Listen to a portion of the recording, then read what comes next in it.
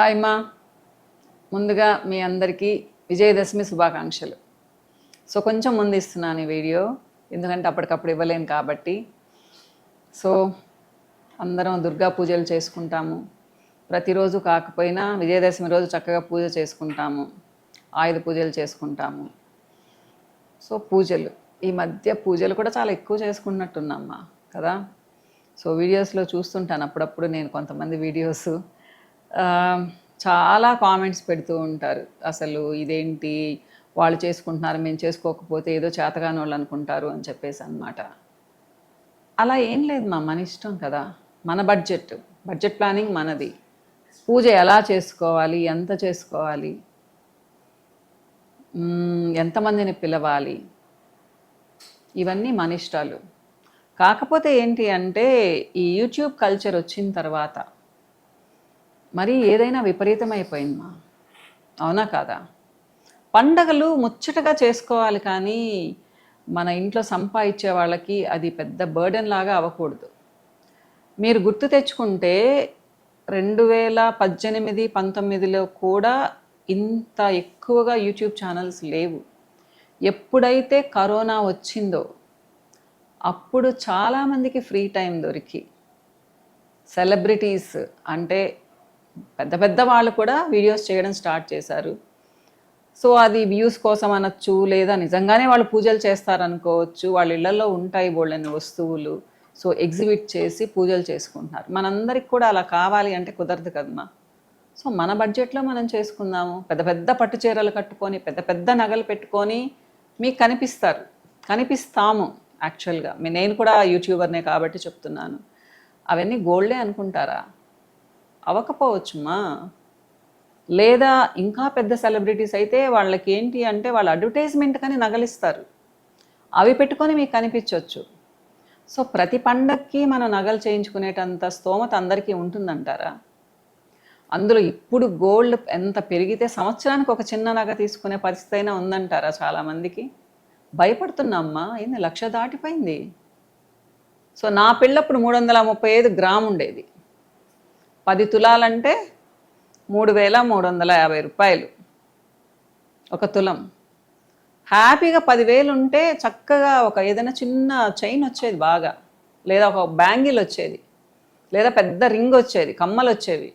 ఇప్పుడు ఉందమ్మా పరిస్థితి. అసలు 1,00,000 రూపాయలు మనం మిగలబెట్టుకోవాలి అంటే చాలా రోజులు వెయిట్ చేయాలి, ఎన్నో పనులు ఉంటాయి, మనకి ఎంతో ఖర్చులు ఉంటాయి. సో గోల్డ్ మీద వ్యామోహం తగ్గించుకుందామని చెప్పను, కానీ ఫోర్స్ చేయొద్దమ్మా. మీరు సేవ్ చేసుకొని కొనుక్కోండి, అంతేకాని హస్బెండ్ని పలానా వాళ్ళ పెళ్ళికి నాకు ఇట్లాంటిదే కావాలి అంటే మీకు 10 గ్రాములు అంటే కూడా 1,00,000 రూపాయలు అయిపోతుందా? ఇంకా కూలీ తరుగులు వేసుకున్నారు అంటే ఇంకా ఎక్కువే అవుతుంది. కాబట్టి ఒకళ్ళని చూసి మనం వాళ్ళలాగా ఉందామని అనుకోవద్దు అని చెప్తున్నాను నేను. చివరికి ఒకటే చెప్తానమ్మా, మన ఓన్ ఐడెంటిటీ మనది, మన స్పెషాలిటీ మనది. మనలాగా ప్రపంచంలో మనం తప్పితే ఎవరుండరు. అది మీరు ఎలా ఉన్నా కానీ అది మీ స్పెషల్. మీరు నల్లగా ఉన్నారా, తెల్లగా ఉన్నారా, మీ జుట్టు ఎక్కువ ఉందా, తక్కువ ఉందా, మీకు బోల్డని డబ్బులు ఉన్నాయా లేదా డబ్బులు లేవా, మీరు మీ హస్బెండ్తో బాగున్నారా లేదా, మీ పిల్లలు మీ మాట వింటున్నారా లేదా, మీరు మీ బంధువులు మీతో ఎలా ఉన్నారు, ఇవన్నీ పక్కన పెడితే మీలాగా ప్రపంచంలో ఇంకెవరూ లేరు, మీరు ఒక్కళ్ళు మాత్రమే ఉన్నారు. అది ఎంత స్పెషల్ ఆలోచించండి. ప్లస్ అన్ని అవయవాలతో పుట్టాము, చూస్తున్నాము, మాట్లాడుతున్నాము, స్మెల్ చేస్తున్నాము, చక్కగా తింటున్నాము, ఒక ఇంట్లో ఉన్నాము, అంతో ఇంతో డబ్బులు ఉన్నాయి బట్టలు కట్టుకోవడానికి, అభిమానించే ఫ్యామిలీ ఉంది, అభిమానించే చుట్టుపక్కల బంధువులు ఉన్నారు, స్నేహితులు ఉన్నారు. ఇవన్నీ మన అదృష్టాలే కదమ్మా. ఇంత పెద్ద నగ పెట్టుకుంటే అదృష్టం, ఇంత పెద్ద ఇల్లుంటే అదృష్టం, అంతేనంటారా? దూరపు కొండలు నునుపు. ఇప్పుడు 1,000 కోట్లు ఉండే వాళ్ళకి, 1,00,000 కోట్లు ఉండే వాళ్ళకి వాళ్ళ ప్రాబ్లమ్స్ ఏముంటాయో మనకు తెలుసా? మనం అసలు ఆలోచించని కూడా ఆలోచించలేమ్మా. సంతోషం అనేది మన మనసులో ఉంటుంది, మనం ఆలోచించే విధానంలో ఉంటుంది, మన ఫ్యామిలీతో మనం ఉండే తీరులో ఉంటుంది, అవునా కాదా? సో దీనికి నేనేం చెప్తాను అంటే ఒక వ్యక్తిత్వాన్ని అలవాటు చేసుకోవాలి, అభివృద్ధి చేసుకోవాలి. ఎలా వస్తుంది ఆ వ్యక్తిత్వం? చుట్టుపక్కల మనుషుల్ని గమనించి వాళ్ళతో బాగుండాలి, అంటే మీరు అనొచ్చు, మేడం మీరు అలా చెప్తూ ఉంటారు, పక్కన వాళ్ళు అసహ్యంగా ఉంటే మనం ఎలా బాగుండాలంటే, వాళ్ళు ఎవరైనా ఉండని, ఎలాగైనా ఉండనివ్వండి, నేను అందరితో అంటాను. మన క్లోజ్ రిలేటివ్స్, మన క్లోజ్ ఫ్రెండ్స్, మన ఇంట్లో వాళ్ళు, వాళ్ళ అమ్మైనా కావచ్చు, అత్తమ్మైనా కావచ్చు, మరిదైనా కావచ్చు, తమ్ముడైనా కావచ్చు, ఎవరైనా కానివ్వండి, కొంచెం క్షమించేసాము, వాళ్ళు ఏదైనా పొరపాటు మాట్లాడారు, పోనీలే మన వాళ్ళే కదా అనుకున్నాము, ఎంత తృప్తిగా ఉంటుంది తెలుసా. కొంతమందిని చూస్తూ ఉంటాము, చిన్న ఆర్గ్యుమెంట్ వస్తుంది, మాట్లాడుకోవడం మానేస్తారు, సంవత్సరం రోజులు, 2 సంవత్సరాలు, 3 సంవత్సరాలు కూడా మానేస్తారు. తర్వాత ఎవరైనా కొంచెం ట్రై చేసి వాళ్ళని కలిపితే వాళ్ళ మొహాల్లో ఎంత సంతోషం ఉంటుందో తెలుసా అమ్మా. ఇది సంతోషం అంటే. కానీ ఆ సంతోషాన్ని 3 సంవత్సరాలు దూరం చేసుకున్నారు కదా ఇద్దరికి అభిమానం ఉంటుంది ఒకళ్ళంటే ఒకళ్ళకి. కానీ ఒక మెట్టు ఎవరూ దిగరు. మనం దిగామనుకోండి, అది మన గొప్పతనం కదా. అంటే కొంతమంది అనుకుంటారు, అబ్బో ఏంటి నేను మంచిదాన్ని కాబట్టి ఆమె దిగొచ్చింది అని. అనుకోనివ్వండి, మా నష్టం ఏంటి దానివలన? మనకెంత తృప్తిగా ఉంటుంది. ఇప్పుడు అత్తగారితోనే గొడవైంది, లేదా అమ్మతోనే గొడవైంది. చాలామంది అమ్మలతో కూడా మాట్లాడారు తెలుసా సంవత్సరాలు. నాకు అది చాలా ఆశ్చర్యం అనిపిస్తుంది. అమ్మ లేని వాళ్ళకి తెలుస్తుంది ఆ వాల్యూ. అమ్మ అంటే త్యాగం అంటాను, ఇప్పటికి కూడా నేను అదే మాట అంటాను. ఒక 5% ఎక్సెప్షన్ ఉండొచ్చు, 5% మాత్రమే ఉంటారు. మిగతా అమ్మలందరూ పిల్లల కోసమే తాపత్రయపడతారు ఇప్పటికి కూడా. సో అమ్మ కోపడింది, తిట్టింది, మీరెళ్ళి మాట్లాడొచ్చు కదా, అమ్మాయి అయినా అబ్బాయి అయినా కదా. ఎంత కష్టపడి పెంచి ఉంటుందమ్మా, ఎన్ని త్యాగాలు చేస్తే మనం ఇంత పెద్దవాళ్ళమయ్యాము. సో మేము చాలా పెద్దవాళ్ళము. మా బిడ్డల విషయంలో కూడా చెప్తాను, ఇలాంటివన్నీ మనం క్షమించేయచ్చు. క్షమించడం అనేది మనిషి నేర్చుకోవాలి. కానీ అది ఈ రోజుల్లో తగ్గిపోతూ ఉంది. నన్ను ఎందుకన్నారు, నేనేం తప్పు చేశానంటే, నువ్వు తప్పు చేయని అవసరం లేదు. మనుషులు కాబట్టి ఊరికే కామెంట్ చేస్తారు, నువ్వు మర్చిపో. అంటే ప్రతిరోజు ప్రతి పూట తిడుతూ ఉంటే మర్చిపోమని నేను చెప్పను. ఎప్పుడో ఒకసారి ఒక మాట అన్నారు, క్షమించేయచ్చు. అది ఎవరైనా కానివ్వండి, పట్టు విడుపు ఉండాలి. అది నేర్చుకోవాలి. మా పిల్లలకు మనం నేర్పాలి. మనం అలా ఉండాలి, వాళ్ళకి రోల్ మోడల్ లాగా మనం ఉండాలి. మనం ఉంటే మనల్ని చూసి పిల్లలు నేర్చుకుంటారు.